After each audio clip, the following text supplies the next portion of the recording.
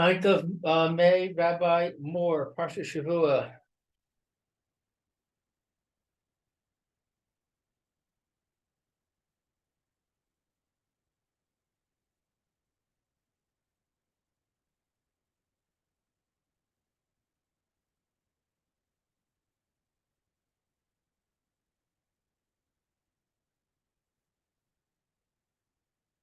Hey, Mayor, sorry about that. I dozed off. That's okay. I understand that. Rabbi Moore called me. He's coming in now. Okay, very good.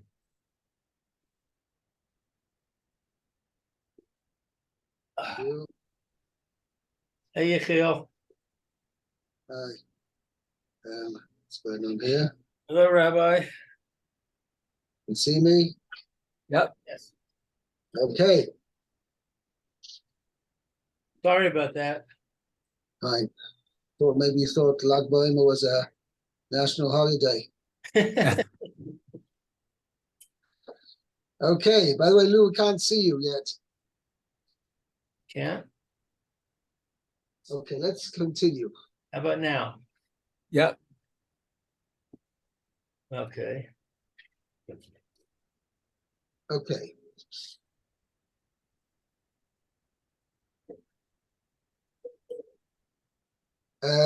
Pasuk Ches.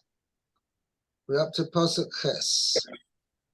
I believe it is Lou, your turn.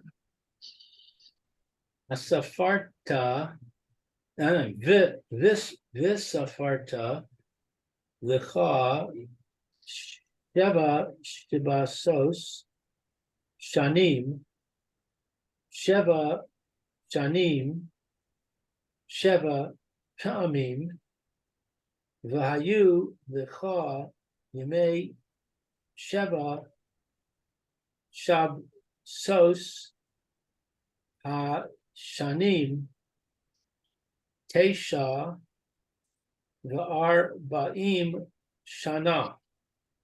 Okay. So you shall count for yourself 7 Sabbaths of years. Okay. 7. Well, yeah, okay. Let's call it 7 sabbatical years. 7 okay. sabbatical years. 7 years, 7 times. Okay. Now Rashi's going to explain why this, like the extra notion over here, why the Torah goes to the extent of repeating it. I mean, the Torah, it just tells you count 7 sabbatical years. The Torah, that should be enough. Why repeat the whole thing? Okay. Okay, so 7 times, and the days of the 7 Sabbaths, sabbatical years, will be for you 49 years. Right. Which also seems tautologous. Okay, let's see Rashi. Okay, so Shabbosos Shanim, sabbatical years, Shemitos Shanim, releases of years, says my English. Well, what? Releases. I don't know what it means is years that the land will lie fallow. Right. I translated that. Just 1 second. Open up over here.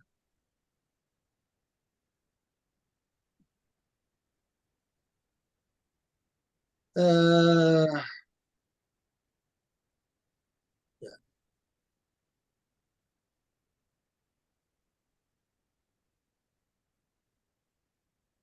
7 times. Let me see how it's translated in the Rashi. Hold on 1 second. Yeah, the footnote says it means Shemitah years. Right.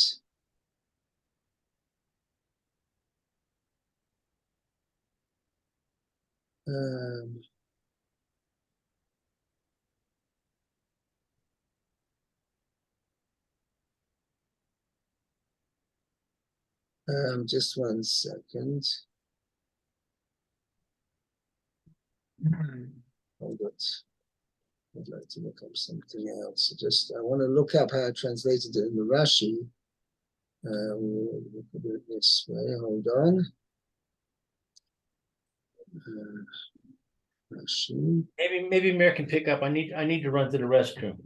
Okay, fine, no Okay. problem. Let me pick it up over here by Yikra. And we're looking at Behar.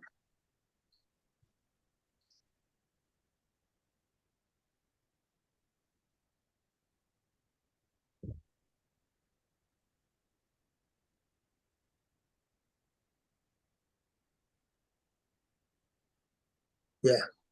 So I translate Sheb Shoni means Shemitah years, literally fallow years. Means the years when the lad will lie fallow. Okay. Okay. Okay. So let me just face the microphone. It says Yachol Ya'aseh Sheva Shanim Ritzufot Shemitah.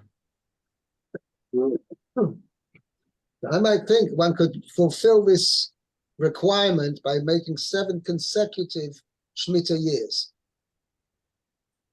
Oh. V'yaseh Yovel Acharehem. And then make Yovel after them, because that's what the pasuk is going to tell you here. And the next pasuk is going to tell you that the end of the 49 years, you should make them the 50th year shall be Yovel. Okay. So I might think that I could fulfill this requirement of making 7 Shemitah years, 7 fallow years, by putting them all together, one after the other. Let's say basically years 43 to 49. Right. Or something like that. Okay, on those lines. Okay. Talmud Lema, no. Okay, so Talmud Lomar Sheva Shanim Sheva Pa'amim. Oh. 7 years, 7 times. So they've got to be 7 7-year cycles. So each Shemitah has to be a culmination, the 7th year after 6 regular years. Okay, Kol Shemitah U'Shemitah Bizmana.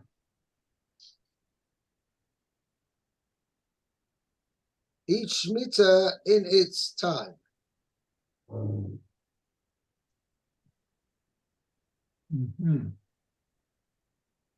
Okay, then we go on. It says, V'hayu lecha yemei sheva v'gomer. The days were 7, okay. Right, no, so it said the years of these 7 Shemitahs, right, shall be for you 49 years. Okay, Magid lecha she'af al pi shelo asita shmitot aseh yovel. For whatever reason, if you didn't make you do not have 7 7-year cycles. Okay, but you just, whatever reason, whether the Mazid or the Shogeg or whatever reasons, whatever the circumstances, you didn't keep Shemitah of the first 49 years. Nevertheless, right? I say Yovel is Sof Arbon V'Teisha Shana. Make Yovel at the end of 49 years. So that's a separate mitzvah then, apparently. Right. Okay. Okay, then it says, Upeshuto shel mikra ya'ale lecha cheshbon shemot hashmitot lemispar abaim v'teisha. That the cheshbon of the 7 fallow years or the 7 7-year cycles shall come out to 49 years. Now, obviously, the question on that is, I mean, the Torah is not teaching you simple arithmetic. Okay? So therefore, that's why Chazal darshan it to mean that even though one may not necessarily have kept the 49 years, the 7 Shemitah years during those 49 years, the 7 Shemitah cycles, nevertheless, the Torah tells you still make at the end of the 49 years, make the 50th year the Yovel. And as we're going to see, the Yovel also has a din like Shemitah. There's no agricultural work done during the Yovel year either. Okay? So maybe it was important to make this a commandment because people would say, or farmers would say, how am I going to earn a living? And people would say, how am I going to eat? Right. What we're going to see later, I already mentioned this,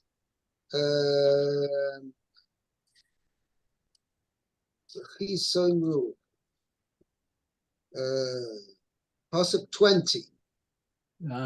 Or Pasuk, let's say we start from 19. The land will produce its produce, and you will eat to satisfaction. And you will dwell safely there. Okay? Right? And if you say, what are we going to eat in the 7th year? We haven't planted, and when we won't be able to gather produce. Mm-hmm. Says the Torah,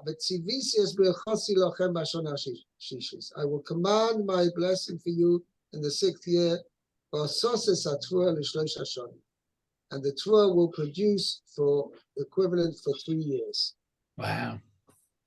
And then it says, you'll be able to plant in the 8th year, and then you'll be able to eat from the produce, the old produce, Ad Hashana, cheers till the 9th year, till the what you planted in the 8th year is sprouts, and you harvest what you planted in the 8th year. Mm-hmm. Okay? Good. Wow.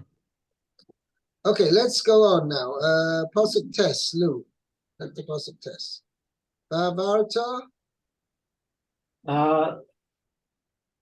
V'havarta shofar teruah b'chodesh hashvi'i be'asor lachodesh b'yom hakippurim ta'aviru shofar b'chol artechem.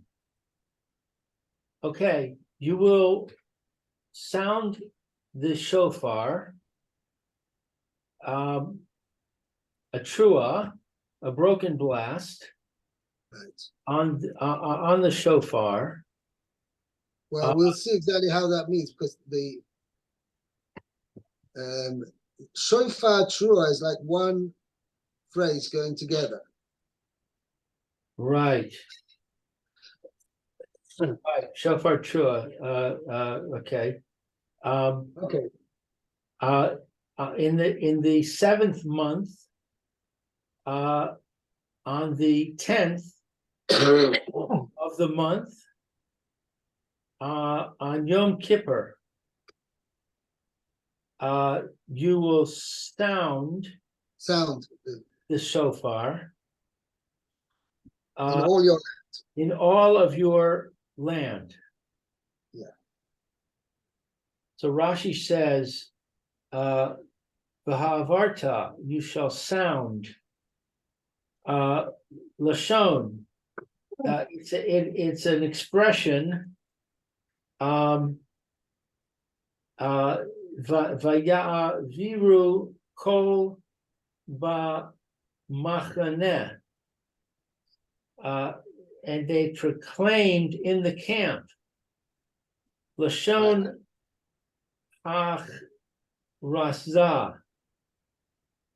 It's an expression of announcing. Right, pronouncement. Ah. Okay, so here when it's referring to the shofar, you shall sound. Let me see how I translated that. Shofar truah.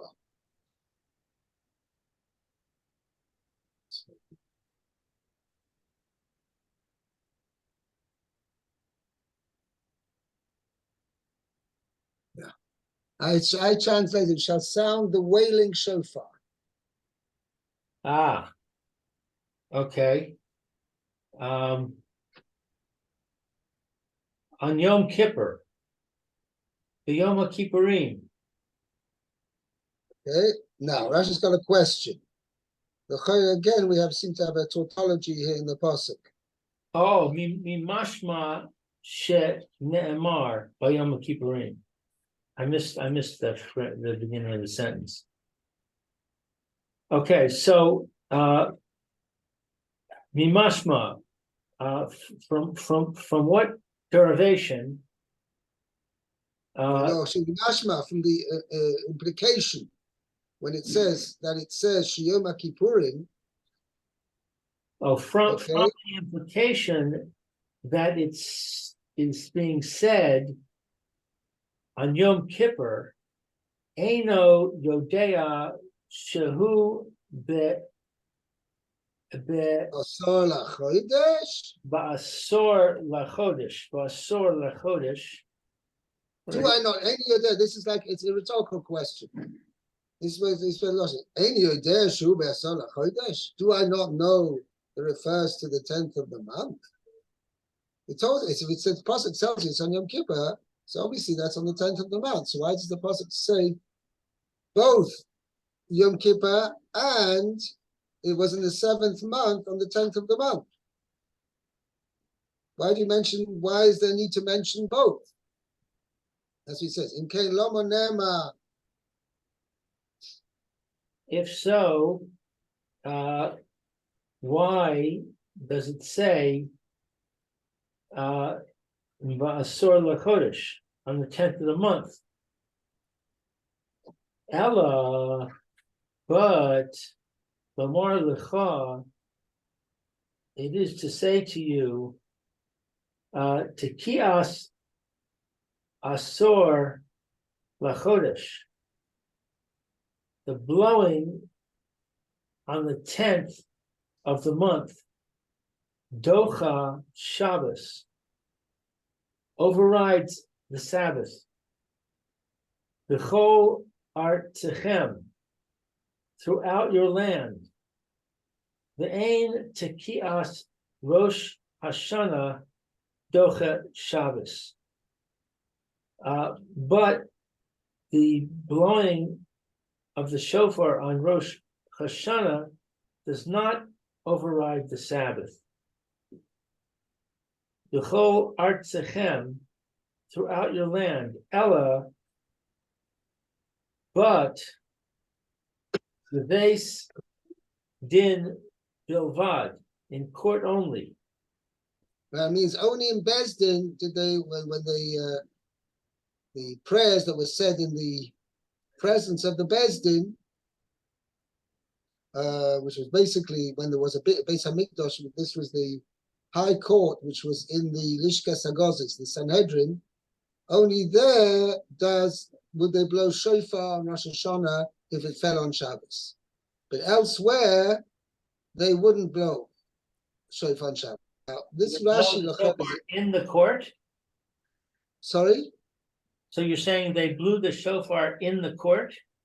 Yeah, I mean obviously this is part of their davening. They had a davening there in the Sanhedrin where the Sanhedrin were. I guess that maybe they all came together to daven on Rosh Hashanah.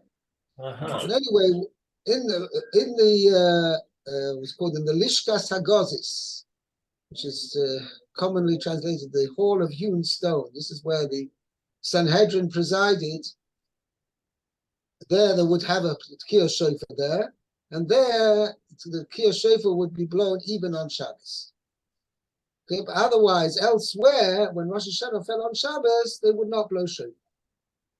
Now, there's a major question on this Rashi, is because the Gemara says that Be'etzem blowing shofar on Shabbos is not transgressing Shabbos at all. Because what is one doing when one blows shofar? Makes a noise. That's not an issa d'oraisa and is not transgressing any issa d'oraisa of doing a malacha. Isn't it an By Isser blowing D'Rabbanan? shofar. Sorry? Isn't it an Isser D'Rabbanan? Issa drabanan, right? But upon if the Torah gives you a chiyuv on Rosh Hashanah to blow shofar, which is a mitzvah d'oraisa, obviously that would be docha and drabanan. The Gemara actually says it's chochma ve'ena malacha. Blowing shofar is a skill, but it's not called a malacha. It's not a creative action.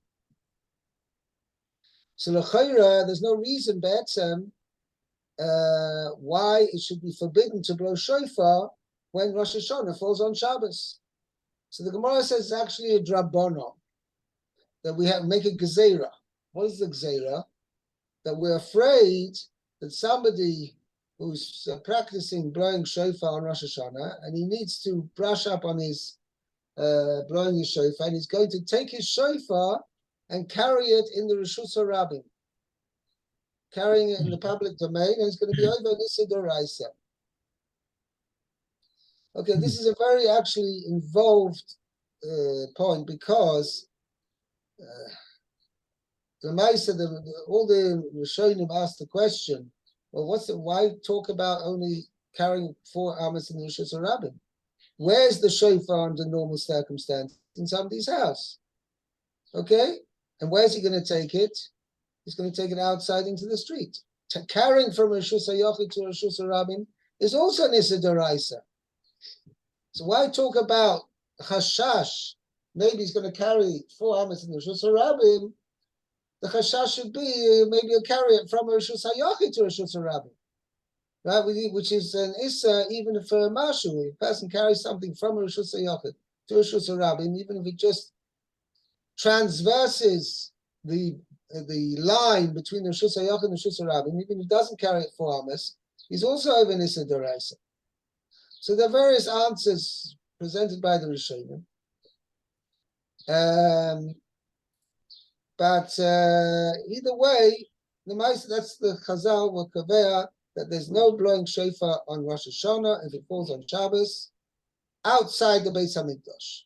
However, where there's a Beis Hamikdash, and Rabbi Yochanan ben Zakkai instituted that after the Churban Habayis, once the Beis Hamikdash was destroyed, wherever the Sanhedrin may have been, or even Bezdin of 23, wherever they were situated, one also would blow shofar on Rosh Hashanah that fell on Shabbos.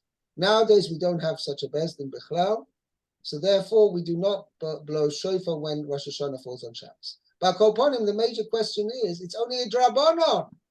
So we're using now a pasuk to tell me, that Yom Kippur, that falls on Shabbos on the 50th year, then for sure, then that is Doicha Shabbos. That if Yom Kippur of Yovel falls on Shabbos, you blow shofar even if it falls on a Shabbos. Mashen Kain, if Rosh Hashanah falls on Shabbos, then you don't blow shofar. What do you mean? It's only a gezerah. It's not the Torah. It's not a Torah prohibition, a Torah law to tell you not to blow shofar. So this is a major discussion among the Mefarshim of Rashi. I would say the simplest, not the simplest answer, but the most, how should I say it, logical answer to that is, there's a famous rule, there's a Taz, the Turizov is one of the major commentators on the Shulchan Aruch. So he explains, he discusses actually by why is it that we allow, if a baby's born on a Shabbos, and a baby boy is born on a Shabbos, and the following Shabbos is the 8th day, we allow Mila to be done. Why don't we make a Gzera? Maybe the Moyo or somebody else is going to come and carry the Mila knife through the public domain, through the Shus Rabbim. We should make a similar gezerah like we do Gabe Shofar, like we do Gabe Megillah, like we do Gabe Sukkah, Gabe Lulav, right? That we don't shake Lulav on when the first day of even when the first day, when Sukkot, any of the days of Sukkot falls on Shabbos, we don't take Lulav on that day. So same thing, if a meal is on Shabbos, we shouldn't do the meal on Shabbos because we're worried that the person, the Moel, or the father is going to carry the knife through the Shus Rabbim. Says the Taz, a very important rule. Where the Torah says explicitly it should be done on Shabbos, then the Rabbanon don't make any gzeira. They don't institute a law prohibiting what the Torah says explicitly to go ahead and do. So therefore, this is what the pasuk. So Gabi Mila, for instance, the Torah says, and that there's the extra pasuk Vayom Hashmini afilu b'Shabbos. Even if it falls on Shabbos, you do Mila on Shabbos. The mice that truth is the circumcision process actually involves doing a malacha d'oraisa, making an incision, making a cut into the body, right, and into the flesh is a d'oraisa because it's going to produce blood. Nevertheless, the Torah said explicitly, go ahead and do it.